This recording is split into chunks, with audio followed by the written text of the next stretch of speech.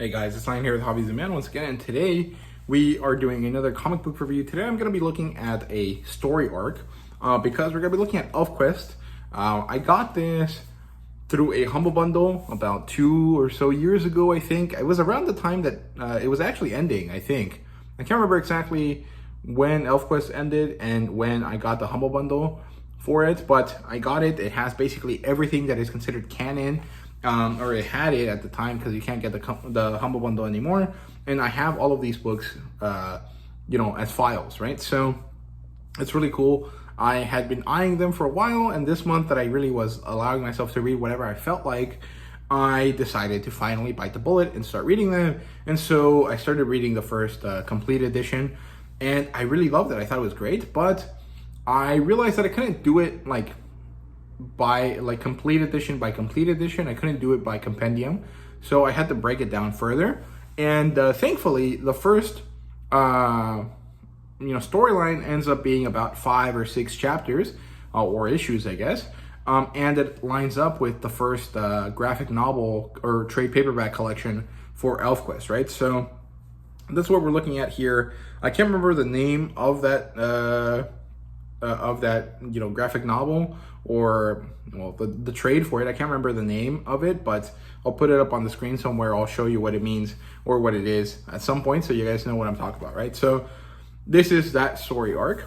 It's basically the introduction story and the basic setup for who the characters are, right? So yeah, this is written by Wendy and Richard Pini, and I think mostly it's Wendy's story, with Richard being more of a consultant and helper in terms of getting the story set up properly, making sure that she knows what she's writing, what she's drawing, and also helping her actually develop the comic book into something that was sellable, right? This is maybe the first major success story in terms of indie comics. I mean, I don't think so, but it is one of the bigger ones. It's about 40 years old. And this Wendy Pini is very willing and happy to tell you that this is the first American manga. And what it means is that she is the first comic book creator that is well documented to have been deeply inspired by Japanese comic books and media and manga, and using that and incorporating that into her style. And if you look at what Elfquest looks like, you can definitely tell that that is what happened, right? She has these elf characters that are very Western style, but they have these very interesting proportions. They have these really beautiful shoujo faces, and they have these very big eyeballs, right? And so it very much does look like if someone took a Western kind of classic comic book style and mashed it with a Japanese artist, right? And it works really nicely. It's actually pretty cool.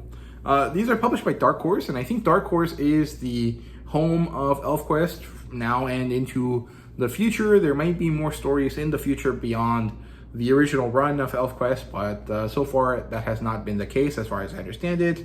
And they were originally self-published, and in the spirit of that kind of endeavor, you can actually read these books for free. You can actually read the single issues for free on the Elfquest website. So I'll leave a link to that down below. I'll also link the YouTube channel where Wendy Pini and Richard Pini talk about stuff and post videos up on there as well. But it is technically published by Dark Horse. The demographic for this, I would say, is YA.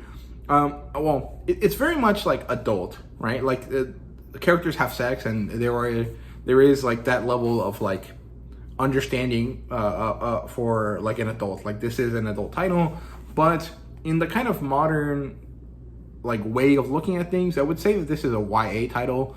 You can give this to a 16-year-old, no problem, but the vast majority of people that are probably going to be reading this are in their 30s, right? And I think that makes sense, right? So it's kind of that style. And the genre here is pure fantasy. There are some sci-fi elements included to an extent, but they're not really exactly all that relevant. So it's just a pure fantasy story, essentially. And in terms of adaptation, it does not seem to have ever been able to get one. There was a few attempts, and then they just never came to be. And 6 months ago, actually, I saw that there was a few different people that were saying that Fox was going to adapt this into a anime or an animated show, but I feel like that probably fell through because wasn't Fox bought out by Disney about 6 months ago, or a little bit before that, right? That's why we have like Deadpool and Wolverine and stuff coming out now. And it's all under the MCU banner, right? So I think that those talks for that show probably died, right? Or they're shelved for a long time. And I'm not sure that Disney would want to make something like this and keep it the way that it's supposed to be kept, right? The way that the story is supposed to be. And so it's pretty unlikely that we're going to get an adaptation anytime soon. But I think it's a real shame, because this story is perfect for that. This would be an amazing adult-oriented animated show. And the fact that it's not been made yet is honestly a travesty. It's so cool. It's so good. So rating place of 5 out of 5. I enjoyed this immensely. I was so happy reading this. It was so great. There was a lot of emotions and a lot of stuff. And I also really feel like they managed to hit this perfect balance where it just feels like you're just going through the motions. You're just kind of reading. And then you realize, oh shit, a crap ton of stuff happened. And I remember all of it, and I know what's going on, and I'm very clearly invested in this story. So there was this really like great ability that Wendy mostly and Richard have and had when they were writing this, 30 something years ago, that managed to evoke a certain level of like comfort in me, even though this is something new that I've never seen before. So I think that was awesome. I really appreciate this. I think that they did a great job with their writing, right? So yeah, premise wise, basically in ancient times, elves came down from the sky. They managed to make it to this Earth-like world. And when they descended from their castle / spaceship / interdimensional gate, humans decided to murder them because they were afraid of these powerful beings.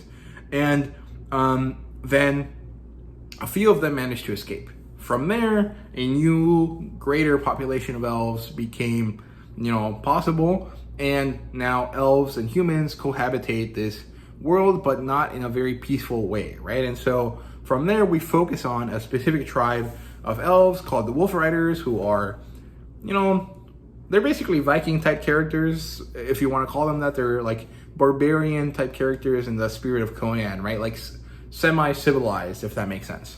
And they're more civilized than the human characters at this time, but not by much, right? So it's kind of that idea. And because of this animosity between humans and elves, they're driven away from their home, from their forest, and so have to move on and flourish in new lands. And we almost get this almost like biblical exodus type thing that happens for these characters, and it's a great story. And we get to see them flourish in this new home that they find, and it's great, and I really, really like it. I think there's a lot of stuff here that is phenomenal. It's so poignant and so interesting, and it's not just like cool. It also just has like a lot of heart and a lot of care put into it that I think is lacking in a lot of comic books nowadays, that feels very clear here. So there you go. Plotlines wise, basically what I just explained, and then from there we move on to this human settlement that is doing this shamanistic, ancient style ritual to get rid of the elves. They're sacrificing one of these demons, they call them, to try to get rid of them in the name of their god. I can't remember what it's called. I think it's like Gorsha or something. And as they're about to hurt one of these characters, I think they're trying to hurt this character called Pike. It might have been Redlance actually.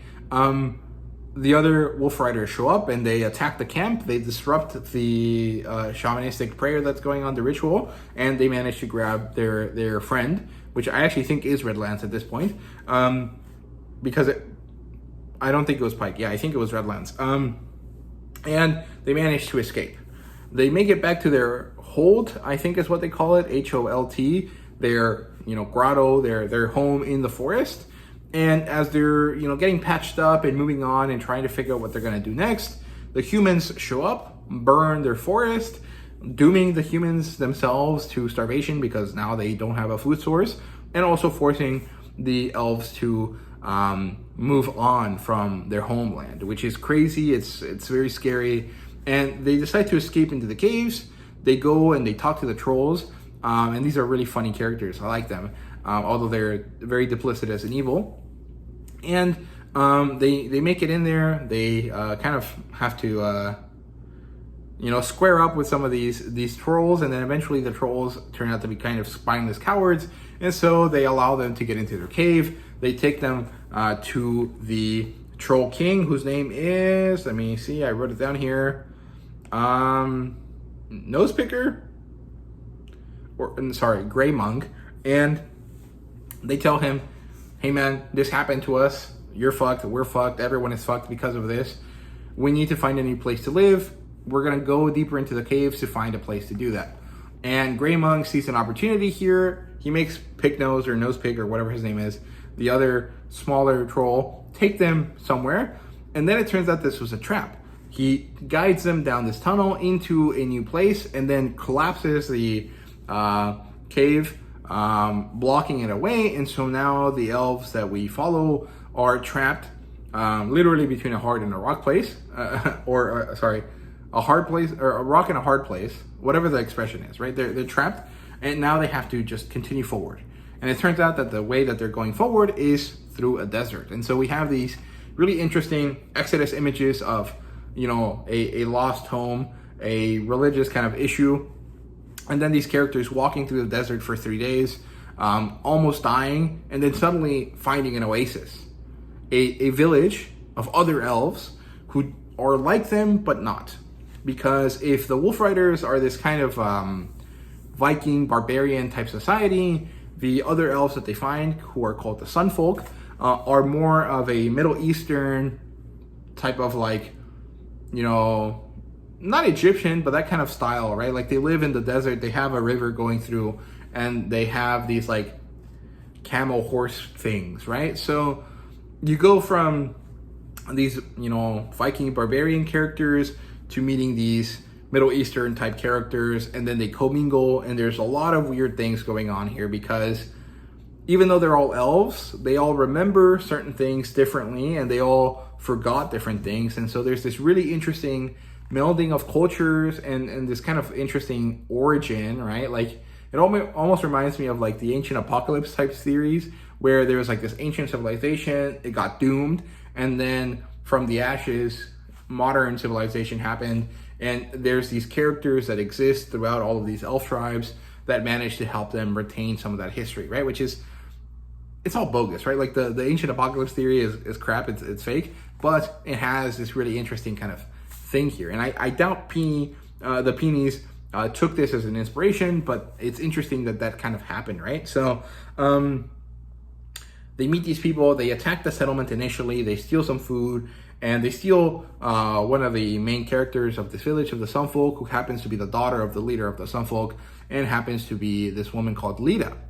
Turns out that she and Cutter, the main character, the leader of the Wolf Riders, have some sort of connection, and then the situation is explained to everyone. Everyone overcomes this issue, and now the Sunfolk accept their cousins into the tribe, and everything kind of works out for them, right? And at this point, we kind of get away from that fantasy, epic kind of we have to find a way to survive type thing, and go more into a more melodrama, soap opera type vibe that I love. I think all of this was so well executed. I love the ups and downs of the action and the tension between the characters. And I think all of this is really, really good stuff, right? So, they all meet each other. They go back to find Redlance, who was left in the desert because he was dying. And then they return safely. And then the Sunfolk introduced him to the Mother of Memory, who is the oldest elf at this town, or at this settlement, I guess is the right way to call it. And it turns out that she's not an ancient elf. She's not a true elf that came from on high, right? Like the ones that we saw at the beginning of the story. But she is significantly older than just about everyone else here by a wide margin. She's like the elder, right? Like the oldest elder that there is, right? And she teaches the Wolf Riders the ways of the Sunfolk, and she helps them adjust, and she helps them, realize their new life, right? And I also like this character a lot because it's interesting to see the Wolf Rider clan, who is very used to not living very long or having, you know, much use for like more civilized stuff like learning things and remembering stuff and stuff like that beyond, you know, what they need to survive. Somehow like finding, you know, the mother of memory and immediately adopting her into their like lifestyle. I think that there is something really cool about that ability to just understand that this is a valuable person and tool. The knowledge that she has is a valuable tool, and just immediately incorporate her into their way of life. I think it's really cool and interesting, right? So they do this, and she tells them about the history of the Sun Folk and the history of them, right? Of elves, right? Of what happened. And well, they have this big welcome party, and it almost reminds me of like the party at the end of you know, the Return of the Jedi, right?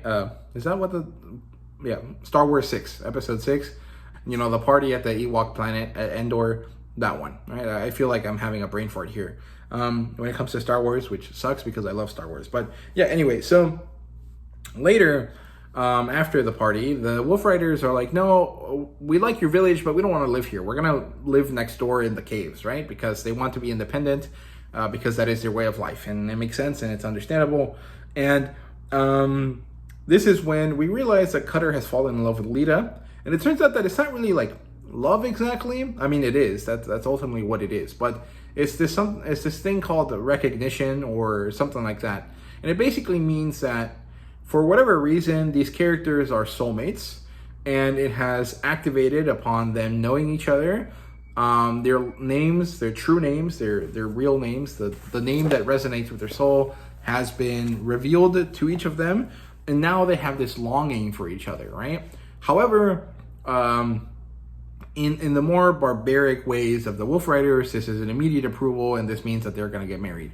In the more civilized way of the Sun Folk, Lita finds herself struggling with the fact that her agency has been removed from her, that she can no longer pick the man that she wants to marry. She has to exist with the fact that she loves this one guy, and it's not even fair that she didn't get to like court him or anything. And I think this is a really interesting story point. I think this resonates more with women than it does with men, but ultimately I feel like it's really interesting to look at, and I really love Lita's character because she's really fleshed out, and it's really understandable why she feels these ways, right? So I like it. I think it's really cool. And we get introduced to Rajek, or I don't know how to say his name. It's Ray. It's like Ray E.K. Rajek. And he happens to be the only person in the Sun Folk village who is able to do violence properly compared to all of the other ones, right? So he's a bit more similar to the Wolf Riders than he is everyone else in the Sun Folk tribe, but he still has that kind of like refinedness to him that the Sun Folk have that the Wolf Riders don't. And because of this, he thinks that he's better than the Wolf Riders. And then he realizes that the Wolf Riders can protect his village better than he can. And so this makes him angry, right?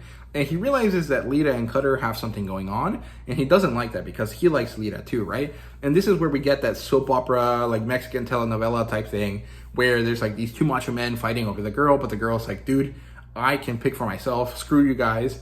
I know that I'm supposed to love this guy, but I don't really like you either, but what the heck am I supposed to do, right?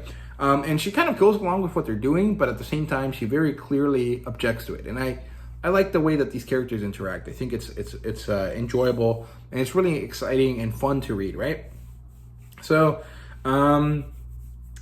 yeah, later Cutter and Rajek have another kind of situation here where Rajek uses special powers that he has to hunt animals by freezing them in place and then killing them easily, right? And Cutter sees this and he's like, dude, that's not the way to hunt. You're not actually helping this animal move on from life. You're not giving it a fighting chance. You're not honoring it properly, right? Like there is a problem with how you do things. And Rajek is like, no, I'm using my abilities to the best that I can. I'm doing the right thing, right? And so there's they agree on what needs to be done, but they disagree on the methods. And I think this is a great way to explore that, right? So, yeah, because of Cutter and Lita's continuing kind of evolution into love, Rajek interjects. He gets mad and he challenges Cutter to a duel, and the duel is for the right to court Lita. However, if the recognition thing is such a clear delineation, I don't think he has a chance anyways.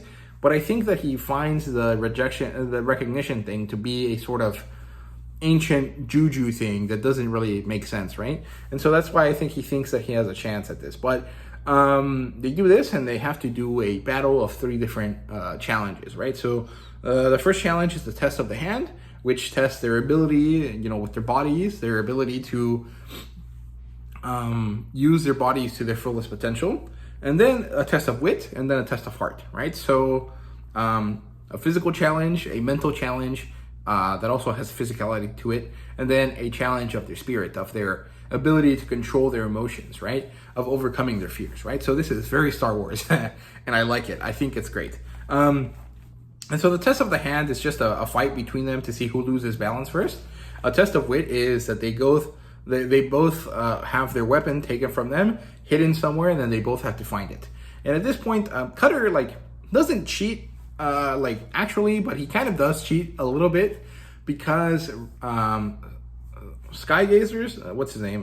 Let's see, Skywise. Sorry, I wanted to say Stargazer, and then Sky. I knew Sky was in the name, right? Skywise found a lodestone or a magnet along their travels through the caves with the trolls, right? I think actually he stole it from the trolls for some reason, and he gives it to Cutter. And so Cutter didn't cheat because he didn't plan to do it, but he saw that the lodestone would pull his dagger towards him, right? And so he used it to get it out, and he managed to win the test of wit way faster than Rajek did. So he did it first, so he won 2 out of the 3 challenges. He has to win all 3 of them in order to get a chance to court Lita. And so they go for this one. And the test of the heart is actually that the Sava, the mother of memories, goes into their minds, takes out their biggest fear, and forces them to deal with it, right? And so it turns out Cutter has a fear of heights / being alone, right? At the same time, I think. And Rajek has a fear of not being the best. And so they both go through this. Rajek makes fun of Cutter for not being able to finish the task, tries to go through the task, and then almost kills himself. And then in a moment of leadership and showing his true heart, Cutter helps him overcome this. He helps him get back. He saves him, and then continues on to do the challenge and finishes it. And so this is actually great writing, because both of their fears are faced at the same time by both characters, and one of them clearly overcomes them, and the other one cannot, right? And Rajek doesn't lose because Cutter managed to face his fear. He loses because he couldn't get over the fact that Cutter is better than him. And so that's basically the end of that plot line. It ends with Rajek deciding that the best thing to do, now that the Sunfolk have 20 great wolf riders to protect them, is that he will go off on his own to find his own way, to find his own path. And maybe that means that he'll eventually find himself to another elf tribe that could use his help and use his abilities, where he can find a place for himself, right? Because he doesn't really fit in with the Sunfolk, and he definitely doesn't fit in with the Wolf Rider. So he has to go off on his own to find a new place to live, right? And this is really good stuff. I think all of the writing here is great. Then, let's see. This ends, and Lita's like, I still don't want to marry you, dude, so screw you, right? Then we get some downtime here. The characters are settling in for the night, and it's time for storytelling around the campfire, which seems to be some sort of ritualistic storytelling that the Wolf Riders do in order to maintain their memory, in order to keep their stories alive. And we get to see Cutter's rise to leadership, right? Which basically happens when his parents are both killed, because he's the son of the chief, he's the blood of 10 chiefs. He is the direct descendant of this line of different elf chiefs, right? And we get to see that his father was called Bearclaw, and he was a badass motherfucker, right? And he had this beautiful wife called Joyleaf, and they're going through a normal hunt, and when they realize that this magic pocket that was left from the early days of the elf colonization, or well, maybe that's not the right word, expansion through the world, managed to create this horrible amalgamation of two animals, right? So it combined a saber-toothed tiger and a snake, and it created this thing called Mad Coil, which is this horrible, you know, lumbering bear beast thing, right? And it decides to attack them, to attack the Wolf Rider tribe. And of course, this is dangerous. They don't manage to kill it, and manages to take Joyleaf. And so Cutter and his father Bear Claw have to go chase it and have to go battle it and get rid of it, right? And this, again, feels like a Star Wars moment. This is like Luke at the cave, right? Or Luke at Dagobah when he goes to see his darkest, reality, and it turns out that he feels like he's going to turn into Darth Vader, right? That sort of idea is seen here as well. And Wendy and Richard Pini, I think in an interview that I saw, have mentioned that they didn't really initially try to follow the Joseph Campbell, hero's journey, but they eventually did end up doing that, because as they were naturally telling their story, they realized that they fit into the pattern. After George Lucas and after their extensive development of their abilities, they found the system, and so they kind of go through this, right? And so this is inadvertently, I guess, because I don't know when they learned about Joseph Campbell and when he helped them or anything like that. This is like, Cutter's journey into the underworld, heeding the call, coming back out, and realizing that he now has to, do something different, right? So, Mad Coil goes back into his cave. We learn that Joyleaf is dead. Bear Claw goes to fight him, and he manages to hurt it enough that Cutter and all of the rest of the elves can take it down, but he loses his life in the process, right? And Lita overhears all of this. She finds an interesting, beauty in their storytelling and in the things that they're telling each other and the comfort that they're trying to share with each other. And she comes to understand Cutter a lot more. They come from a dark, messed up, hard life. And so they are barbaric in nature because that's what they have to be in order to succeed, right? Very, very Conan-esque, right? And she finally understands Cutter enough. And she understands that, he is good. And there is a reason why she recognized him as her life mate. It's just she still has to get over some stuff, right? And then later, the Wolf Riders are settling properly into the village. They are really interesting here. And then a volcano in the distance rumbles. And this rumbling causes a mad herd of these horse camel things to run through the area, right? This is a really crazy, classic, Old West type thing where you see a bunch of horses running through the valleys, right? And this usually means that the Sun Folk have to hide and hope for the best and then rebuild their city after the herd stampedes through it, right?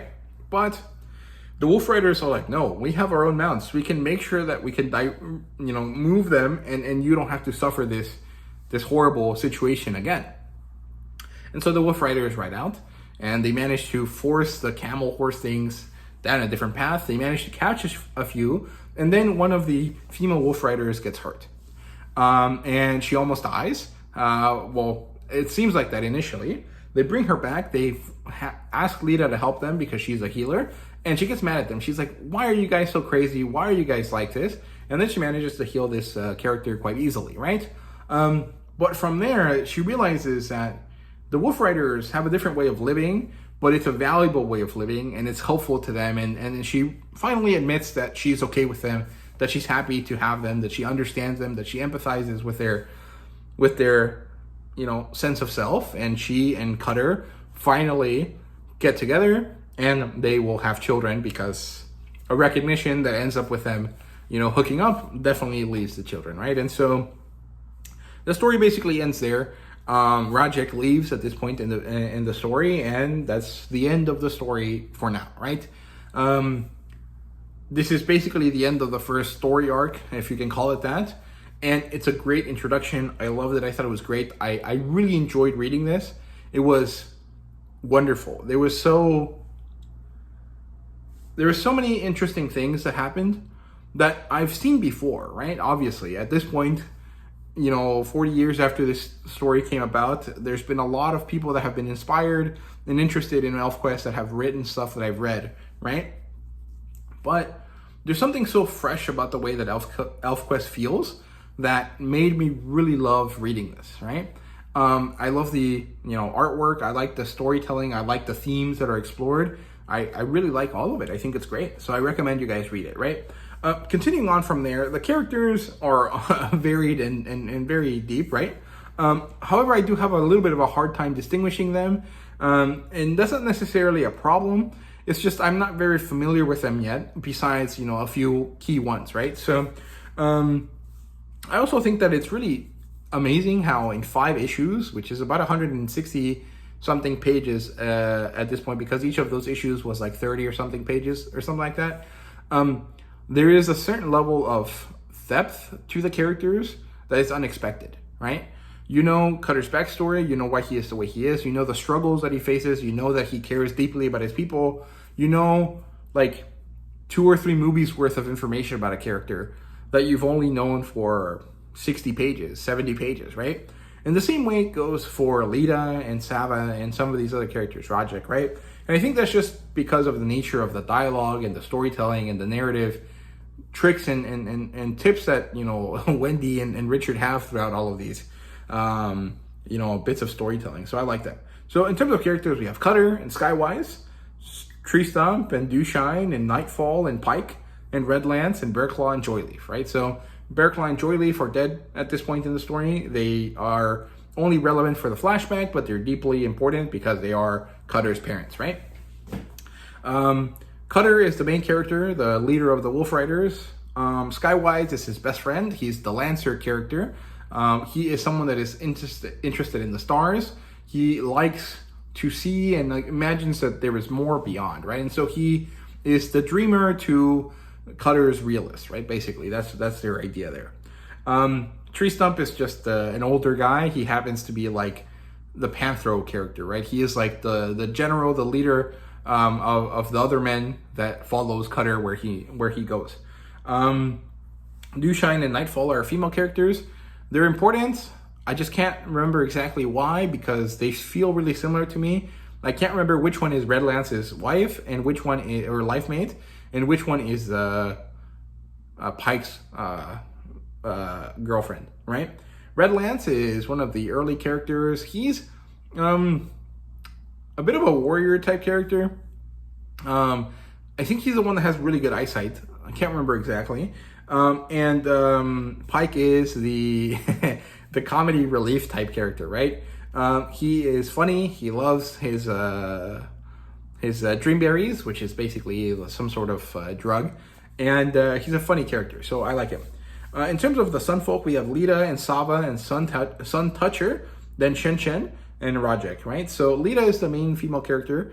She is the most important Sunfolk character. Sava is the mother of memory. She is important because she is the way that we get exposition, and she's also a wizard character, right? If Cutter is the main protagonist, he is the farm boy turned warrior king. She is the Merlin character, right? She is the Merlin to Arthur's to Cutter's Arthur, if that makes sense.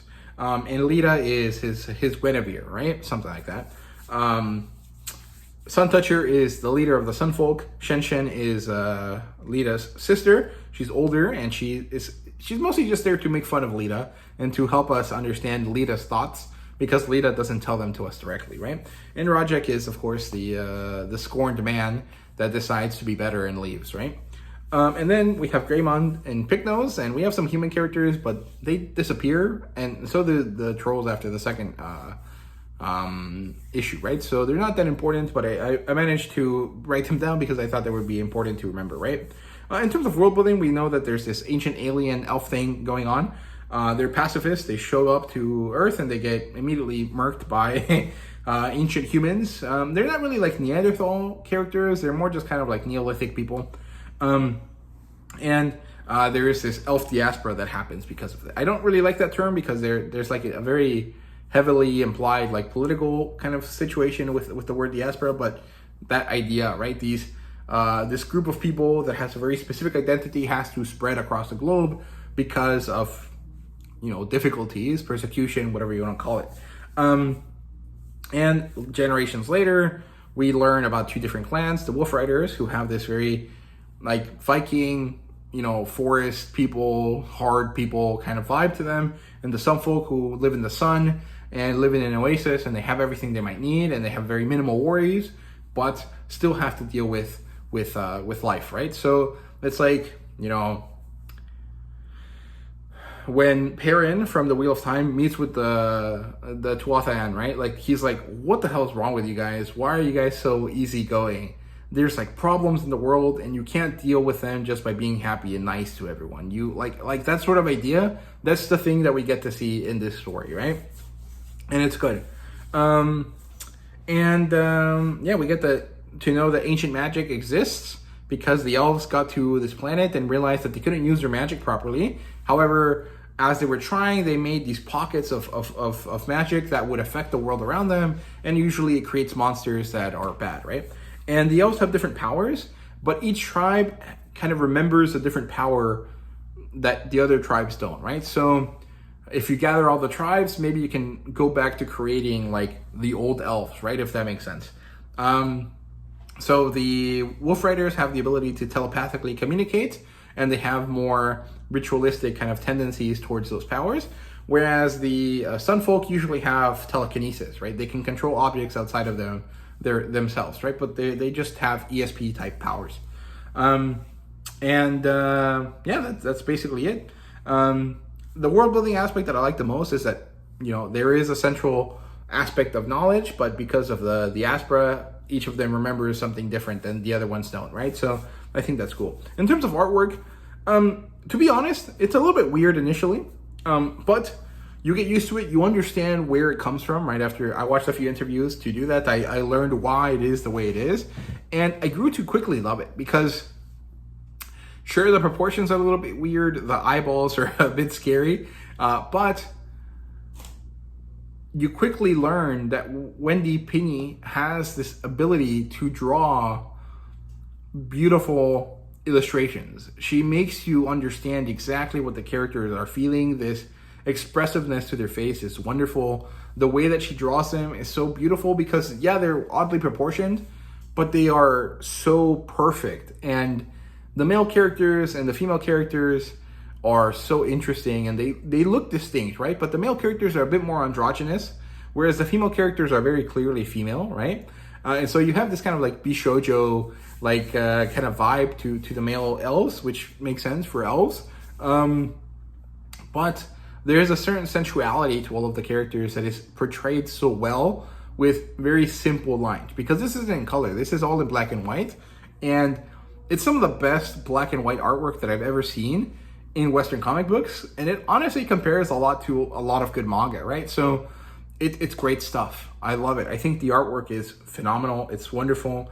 It's great. It has so much emotion and motion to it that I just don't think many other comic artists can really achieve, right? So yeah, and in terms of titillating content, right, of what I call fan service because of Japan, there are definitely, character designs that are sexy, but not overtly so. There are implications and innuendo about sexuality and stuff. And of course, we get to know that the characters get it on, right? Like, there is a scene where, Cutter and Lita go behind a rock, and then they smash, and then the next morning you get to see them, and they're like only covered up to like the middle of their chest, right? And you know what they're doing because they have bedroom eyes, right? And it's good stuff. It's not overt, but it's there, and you notice it, and it's clear that this is like sex positive, if that makes sense. So good stuff, like very well handled. I think everything is great. Ratings wise, 5 out of 5. This is unexpectedly good because I bought the Humble Bundle assuming that it would be something like Stan Sakai's Yojimbo, right? Or like Bone. And it kind of is like that stuff, but it's so much better than I anticipated, and it's so wonderful and amazing and exciting, and wow, dude, like I did not expect to like this as much as I do. I think I found a new obsession, right? Like a new thing that I want to track down posters for and put on my wall and stuff like that. And it might be hard because I'm pretty sure that they don't have very many, you know, fan merch things to get. But if there are some, I will find them because I really love these first few issues that I read here. So there you go. Those are my thoughts. I hope you guys read this story. It's wonderful. I recommend it. And yeah, thank you guys so much for watching. If Wendy and Richard Pini watch this, thank you guys so much for creating such a wonderful story. I really love it. I think it's wonderful. I think it's great stuff. If you're someone that likes manga and you've never gotten into comic books, this is the comic book that you should read to get into them. It's great, right? So yeah, thank you guys so much for watching. Thank you guys for commenting and stuff if you do. And hopefully I'll see you guys in another video, right? So see you guys later.